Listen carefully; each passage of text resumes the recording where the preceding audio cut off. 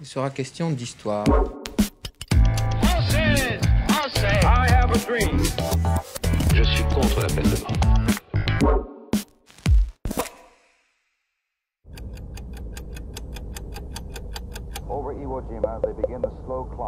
Au petit matin du 6 août 1945, le bombardier américain Enola Gay survole le Japon avec dans sa soute la bombe la plus meurtrière jamais fabriquée.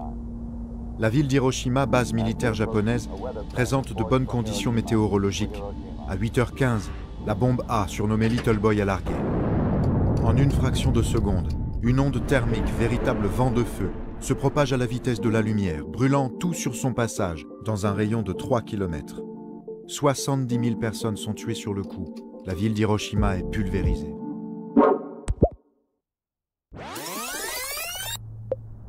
Le 8 mai 1945, après 6 ans de conflit et près de 60 millions de morts, les Alliés annoncent simultanément la fin des hostilités en Europe. L'Allemagne a capitulé, Hitler s'est suicidé, les camps sont libérés, c'est la fin de la guerre. Heure de triomphe, foule en délire tout entière dans la rue, tout entière à sa joie, sous un soleil plus vif et sous un ciel plus clair désormais. Ivresse de la paix revenue, de la lumière retrouvée après un long tunnel de 68 mois. Pourtant, de l'autre côté du Pacifique, les bombardements se poursuivent. Malgré un ultimatum lancé par les États-Unis, le Japon refuse de se rendre. Le président des États-Unis, Harry Truman, prend alors une décision sans précédent, effectuer la première attaque nucléaire de l'histoire, la seule solution, selon lui, pour mettre un terme à la guerre rapidement, en épargnant la vie de centaines de milliers de combattants américains. Mais à travers cette opération, Truman entend également faire la démonstration de sa puissance militaire et expérimenter cette arme que les États-Unis fabriquent secrètement depuis 3 ans. C'est le projet Manhattan. Un programme scientifique considérable lancé par son prédécesseur, le président Roosevelt, alerté par Albert Einstein de l'existence probable d'un programme nucléaire en Allemagne nazie.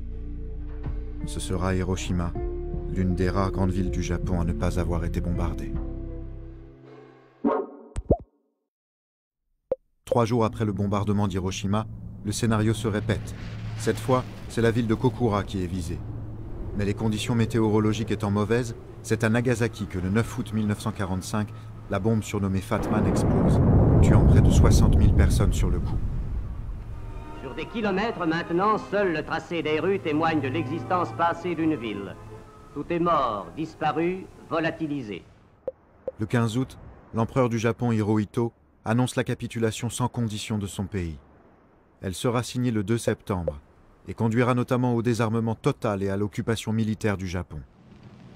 Let us pray that peace be now restored to the world and that God will preserve it always.